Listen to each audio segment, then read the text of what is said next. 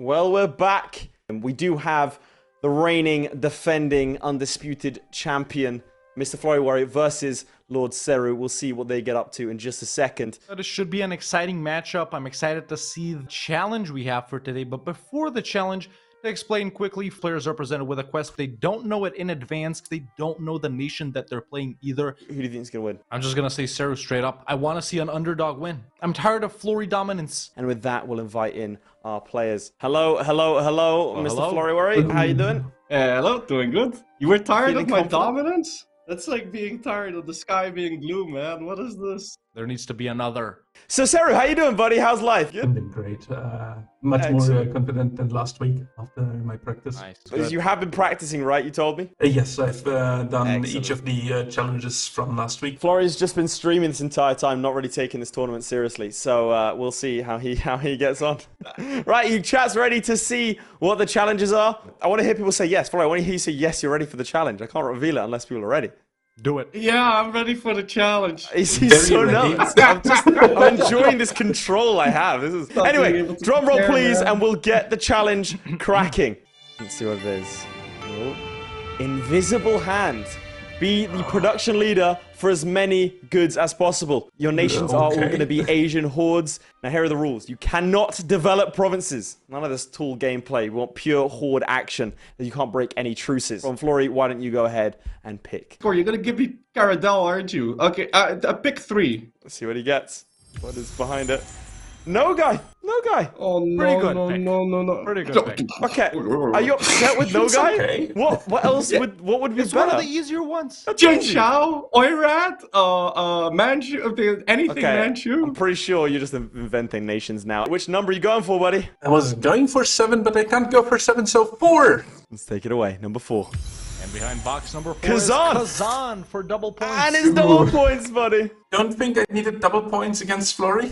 This could be great. You could defeat Florry in the early stages and also get double points. I mean, this could be phenomenal for you. And Well- boom, we're off. The area of expansion down here, at least, it's livestock. Up here, you got a little bit of fur. If your capital is in Europe and you can trade company the stuff over here, sure, you can get that up and running as well. A couple of grain provinces. I don't know if you can become the production leader with these, if I'm being honest. Wool. Yeah, not a lot of trade goods to be the leader in. If you go for this, you can go for grain. But yeah, I really don't know what our players are going to do here. Very interesting starts because they're a horde. We have our first war from Florry right here. We also have a war over here. Great Horde and Uzbek versus Kazan and Crimea. But take me right. through your one first. Here we have Florry as Nogai and his boy Crimea declaring on the Great Horde, whose ally is Uzbek, and Uzbek has been co-belligerented.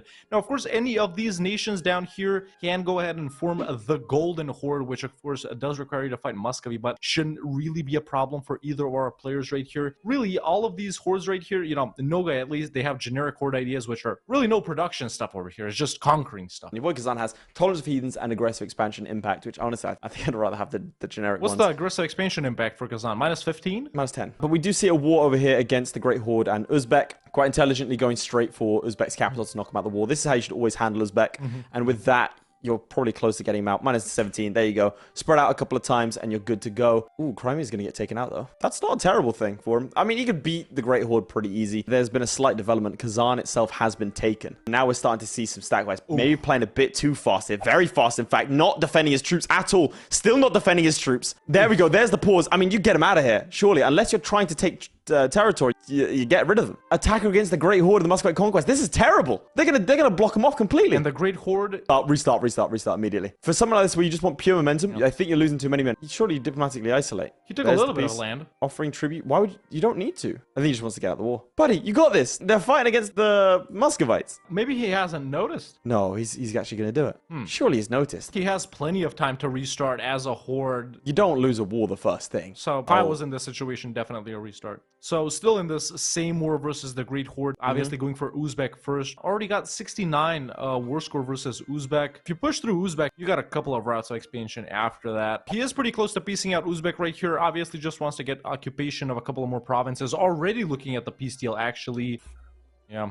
It is minus 99% over here. We do see a peace deal taking 2 provinces from Uzbek, but takes back Kazan. He should be fine, but disaster has struck, and Muscovy has taken the majority Oh, of the Muscovy Great has Horde expanded lands. so much. That's actually super rare to see. At this point, you have to restart. And there we go. We do have the restart confirmed. Florry has pieced out Uzbek. These are the provinces that he has taken. Right now, Florry just focusing on the Great Horde, which has also been declared on by Kazan. Florry right here getting ready to piece out the Great Horde, which has also been declared on by Gazi Kumuk. And yeah, obviously Florry should just go ahead and do all of this. Yeah, there we go. And he Simple does. as. Has LordSeru restarted? He's in the game, he's cracking on, and he's declared war against Uzbek. This time he has allies of Chagatai and Crimea, so we'll see if he can do a little bit better, accomplish a little bit more. Again, doing the correct thing in my opinion, and going straight for the Uzbek capital. Unfortunately, has not got himself a general, so should probably look to fix that. Oh my god, this time Crimea,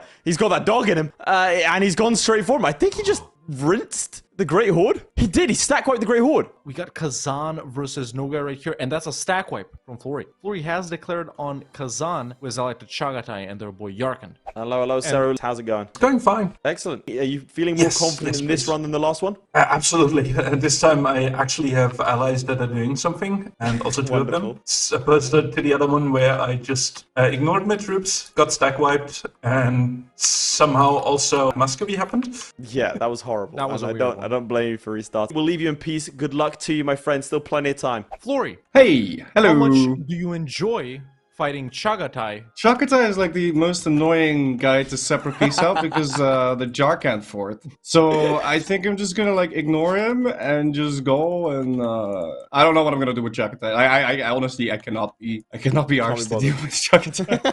I agree. Probably one of the most annoying nations to fight. Luckily, you're going for Kazan first and feeling pretty good right now. I don't know what I'm doing. I was looking at the good spam mode to like figure out what to conquer, and I have no clue. I don't know what I can get. We'll leave you to it then. We do have the peace with the Great Horde, and it does appear that he's just gone to stop Muscovy from taking any land there, and that's gone quite well. And now we just see a war against Uzbek. Florry just pieced out Chagatai and Kazan right now as well. Absolutely boring the crap out of them, taking various provinces over here. Most importantly, perhaps the gold mine, which of course he can't dev. Definitely the slowest start over here. Still struggling in this war versus Uzbek. Oira, I think, has come in against Uzbek. They have indeed. That's going to make life a little bit trickier for him. That's a very good piece. There you go. That's good. 82%. Yeah, absolutely. Nice. Now you speed 5 and you recover a little bit. Scorch Earth and crack on. Yeah. All right, should we see how Florry's getting on? Florry has declared on Gazi Kumuk here and Circassia and their ally Theodoro. Now, this is a route into the Caucasus. Now, there is a lot of grapes here. Maybe not that much to be the production leader. Just pieced out Gazi Kumuk full annexed. He's got total free reign to expand anywhere he wants to. Now, by taking Theodoro here,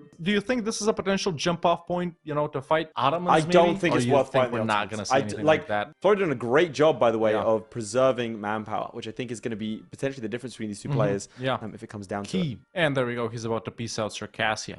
So yeah, Florry's obviously going to full annex this. Seru's having a couple of issues with rebels. A lot of these guys aren't his rebels. Big-ish war versus Ajam right here for Florry, basically declaring on Shirvan and their allies Ajam, which of course has a couple of subjects along with Dulkadir. So, 2-1. you know, fighting in these mountains right here in these regions, it's actually not as easy as you would think. You know, They seem to be coming round through Transoxiana as 9,000 troops marching. Ooh, that's going to be painful for him. They're definitely going to do some damage. They are spreading out as right well. Here, the fort in Shirvan. Text right now. 4. Or he's 4. I think the guys he's fighting, some of them are 4, some of them are 3. We got a battle right here. Should be an easy dub. Yeah, obviously in flat terrain right there. That's a stack wipe from Florry. Obviously, he's got to go for Ajam. I don't think he wins as that. he also sieges down Against all of those Shirvan troops with 2-star generals, I don't think he wins that. It's a 3-6. You think these guys are going to join? If they join, he loses. Oh, hang on, he's going for it. Just a separate piece on Ajam here. Oh, If they're quick in joining... They arrive January 31st. These guys come in 13th of February. That's too late, 18th maybe. of February. So they are trickling in, which is not as beneficial. I mean, that's a 0 roll. Yeah, he decided to pull out of that. That battle was a tricky one. I think that was a smart play. We have another battle coming up over here in the Nogai capital. Oh! I didn't see the guys coming in.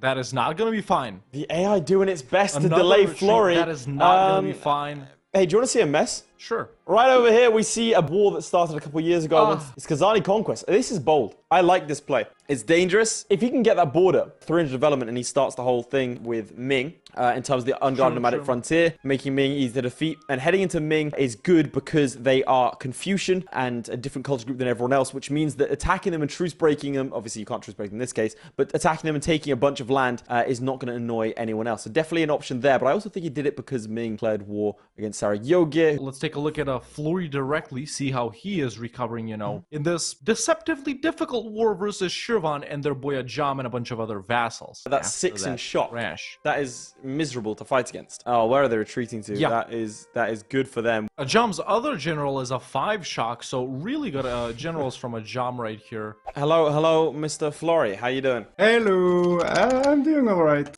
Ajam had a 6 shock leader. That was kind of annoying. What I was going to ask. By the way, they also had a 5 shock leader as well. I told them maybe there's a sale on eBay or something. So what's your current thought process in terms of your conquest? I'm assuming just head south, take as much land as possible. Something like that.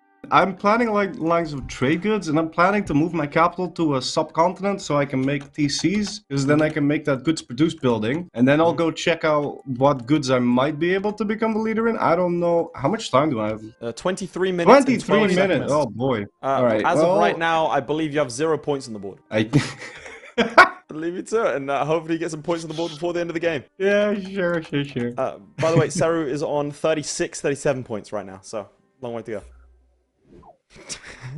Just gaslight. Let's ask him how many points he thinks Florry has by now. Hello, Seru. Hello. How many points, by the way, do you think that Florry has at this point?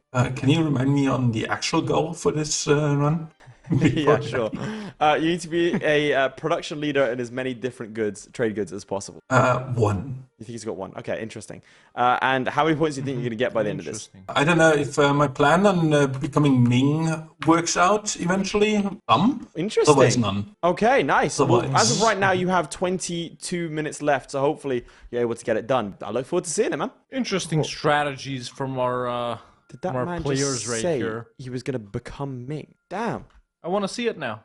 I mean, yeah, I do Let's see him too. become Ming. Becoming Ming thing would be a pretty obvious choice as any of these guys, especially if one of our players, you know, let's say got Oirat or something like that, because Ming, right now, at least in Florry's game, from what I'm looking at right now, is the production leader. And by the way, they start off as the production leader in so many goods, but right now they are the leader in incense, silk, chinaware, tea, iron, salt, grain. So that's like at least 12 that I counted right now, right? So you basically replace Ming, state some stuff up, lower autonomy some stuff, you know, maybe production buildings if you get admin 6 or whatever it was, and you're easily the production leader. I don't know, if you go into the trade goods right here, maybe if you conquer northern Ming, you could probably become the production leader in grain. If it goes something like this, you can become the production leader in tea. So lots of options right here when fighting Ming, at least. If you go for all of this, you can definitely become the production leader in livestock. I think muscovy and fur is your best bet for a trade good, really. Oh my god, it's happening! He did it. The madman did it. He's got a border with Ming. He's gonna do it. Is he over 300 dev? Not close, but I think he's gonna go for it because he's a legend, and I love him for it.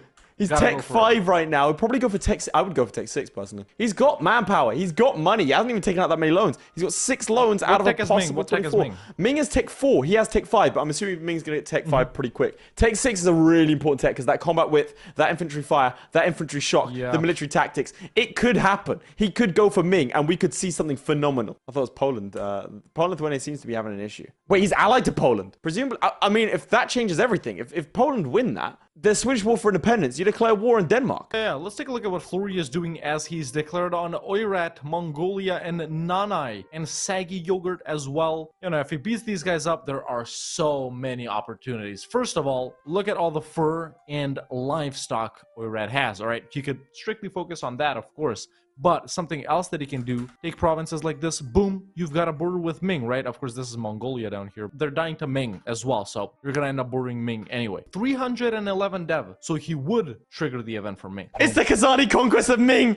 The boy went right in, and that's phenomenal play. I'm so excited for this. He's on 42%. Come on, win that. They're coming 42%!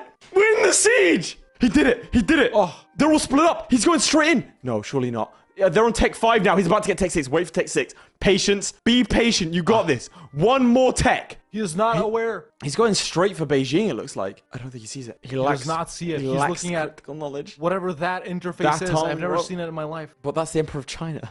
He needs the fall of Beijing, but that he doesn't get it. He can't trigger the fall of Beijing. He's going to Beijing because I think that strips mandate. He saw it! There's Miltech 6. Okay, that's a big Miltech as well. That is kind of big. He does lose a siege, but he's on 0% in a mountain fort. Let's hope that the Ming doesn't come storming back in. Right now, Ming appears to have their heart set on heading westwards, heading into this unknown territory. Fortune is favoring him as Ming is ignoring him. It is shows priorities. He does need to get some wins off, but this is a big play. 42% he wins the mountain fort. Presumably he's going straight for Beijing. Nope, take the battle. Take the battle. He can beat them so easily. Oh no, wait, there's more. There's more coming in. Don't take the battle. Don't take the battle. I lied. No, take the battle. He's got a stack wipe. My heart can't take this. Easy. No, now he's being attacked. Scorch the earth. No, he attacked them back. It's another stack wipe. He's going for him. He's attacking them in the mountains. He doesn't care. Oh my god. No, he's winning battle after battle. Now he's going to Datong again. He can't keep getting away with this. Look at this war score. It's on 30%. He's going for Beijing now, and he's got a ticking war score. That changes so much. Oh my god, he got in, but he's lost. It's a loss. It's a loss. Please don't retreat to Datong. I don't think he can get back to his land. He can't get back to his land. It's going to be a stack wipe. It's all over for him. Oh my god. He's still got ticking war score. He can summon his troops up and go again. He did fumble. That is upsetting. No, it's not. That's where Scorching the Earth comes in handy. One issue he's going to have, though, the place he can get troops from, all the way over here. And he's got rebels in the path. We can go to Florry real quick right here. He fought Uzbek and got some stuff. That's all I can say about that. Not as riveting as winning many battles in Datong and then losing one and getting stack wiped. I know. Florry is the production leader in iron. Right now, ladies and gentlemen, Florry is in the lead. He has moved his capital over to Shirvan. So by moving his capital here, yeah, production has gone up quite a lot. Let's take a look at this. It's been a development. This ticking war score is helping him out a lot. Oh, no. You cannot ignore your rebels like this. Astrakani separatists about to break free. You hate to see it, but it does look like his nation is collapsing around him. You can't just let things go unanswered. But the point is, he's winning this war. It's just this actually might make him production leader in iron. He pieced out. He pieced out. He shouldn't have. He took all livestock, so maybe he's going for livestock. So right now, Florry, after getting to 1 point, now down to 0 points. By the way, something I didn't mention, Florry does have quite a few subjects. Georgia, Shirvan, Samsky, Imereti, and Biapas, presumably all transferring trade power, obviously. Meanwhile, he has gotten up the Ruthenian company as well, which is in the, let's see, in the Kiev trade node. Yeah. He's going out swinging. We see a war against Korchin fighting Jianzhou, and also the Ming again, presumably to try and hold on to Beijing. Still has that Miltech advantage, still kicking here. I don't know if he'll be able to take on the hordes, though. If he's able to get Beijing, that could change things a little bit here. So we see a battle here. That's going to be one he's going to lose, and I think that might spell the end. Pretty much building up those trade company investments, as we can see. The goods produced ones, which is the broker's exchange. So we can see that he's already built them up in quite a few areas right here. I think we will see a war declaration from Florry on Oirat right here with just a minute left on the timer. Yep, there it is. So Florry's trying to occupy various provinces here. Seru has paused. Seru has given up the ghost here. Seru, I can confirm, has finished with 0. Fine, but there you go. And done. Taking a look at the ledger right now. We see a lot of 1s, a lot of 0s, couple of 2s, couple of 3s. I think he kept the iron. I think he would have, that's something you would have noticed. I think he would have developed Torah. I can confirm that you are wrong because he is a production leader in 2 trade goods, both in livestock and in iron, and with 2 versus 0, obviously Florry takes this away, ladies and gentlemen. Let's see what our players have to say. Holy shit. Congratulations. Right, Florry, your initial thoughts on that challenge? It went alright. At some point I had the epiphany to move the capital to Persia so I could make TCs. That bumped me up. I think I had none before I did that, and then suddenly I got 2. But I was such a doofus dude because so listen, right, so I was fighting Oirat because I want to humiliate him to start Golden Era, and like at the beginning of the game Oirat has all of the fur in the world, so if I had just kept fighting for like 5 seconds I would have had the fur leadership too, and I noticed at the very end I was like, oh no, But yeah, they're not fine anyway. So. The fur was one that we thought that both players would go for, Congrats but either no one way. did. Seru, we had a very audacious war against Ming that seemed to be going very well up until it was so good. didn't. I moved troops in the wrong province and suddenly they piled all in. I could have gotten Ming, and Ming has like, I don't know, 8 production leaders, so I figured I don't have time to figure out if there's fur somewhere, so I just go for the one target I know has production leader targets, so I try. Congrats to Florry. Valiant effort, Seru. We'll catch you guys next week. Thank you for playing. Bye. Thank you. Bye. Make sure to subscribe for the next duel.